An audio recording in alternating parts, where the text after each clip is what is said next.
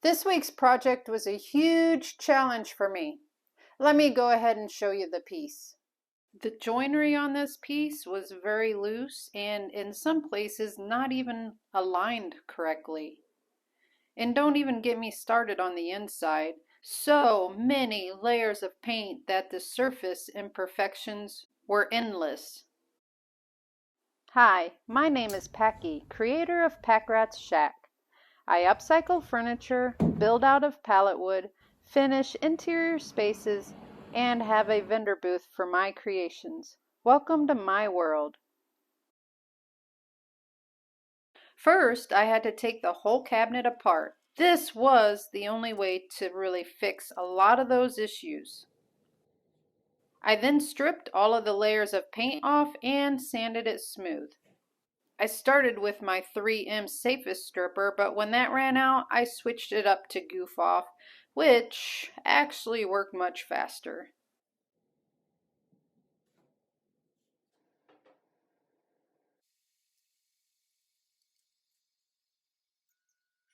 Then I set into rebuilding.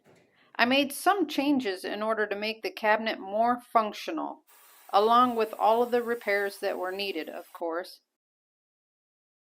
I had to correct the height in the front of this piece to match the height of the back. And to do this, I needed to lift the side panel up into place. I still have more building to do, but I can go ahead and start with my finishing in some areas. It's just easier to do this while the inside is still this open. These shelves I spray painted black, then I did a whitewash followed by a sandcastle wash. I then completed the look with a black glaze to reintroduce more of the black streaks throughout. I finished the shelves by sealing them with a couple of coats of rub-on poly. I didn't like the location of the shelves, so I figured out a decorative element to fill in those routed grooves and built my new location shelf supports. For the doors, I needed to cut them down to fit the new opening size. Raising the unit up off the floor was a domino effect into the doors. To see all of the problems I figured myself through, you will just have to check out the full YouTube version. The same applies to the feet, but here is a rush through. I purchased this one 2x12 ash cube in order to make all 4 feet. Yay! I got 4 of them done. I'm so proud of myself for figuring that out. There's not any extra for any mistakes, and I've never done this before, so I really learned a lot through this phase. I installed them using glue and pocket holes into the back side. I finished these feet the same as I did the shelves. The decorative steampunk panels that I mounted on the inside back were made out of Luan. I cut them to size, spray painted, and sanded them smooth before applying a raised stencil using, yes, common drywall mud. And in order to see how this can be done, you'll have to watch the whole version. After you mix a couple other elements in with the drywall powder, it actually becomes a great inexpensive material to be used for raised stencils. I seal the panels with polyurethane before having some fun adding groupings of these tiny little gears. On the side panels, I installed this decoupage paper by Redesign with Redesign. This design is called Timeworks.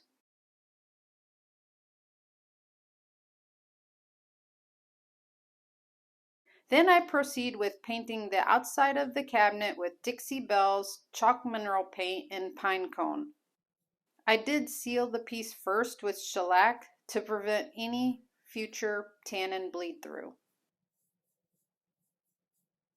While that dried, I coated the edge of my panels with the bronze gilding wax.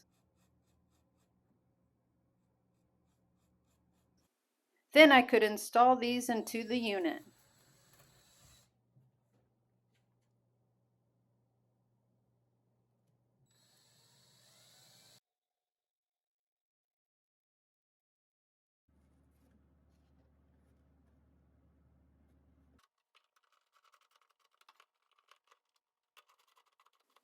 and add my gilded bronze bars to the routed grooves. To install the top, I added some wood brackets with pocket holes to screw into the top from underneath.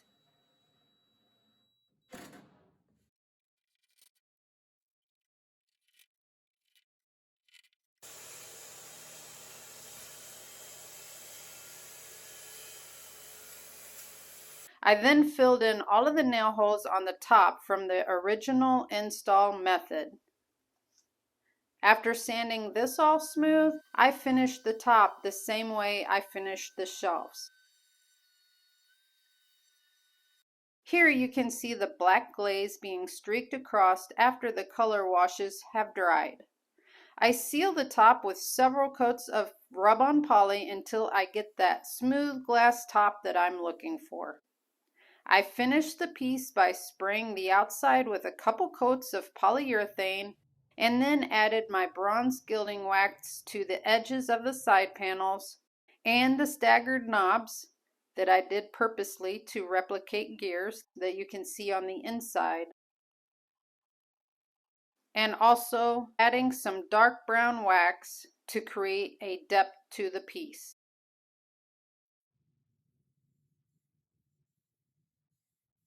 We're finally finished.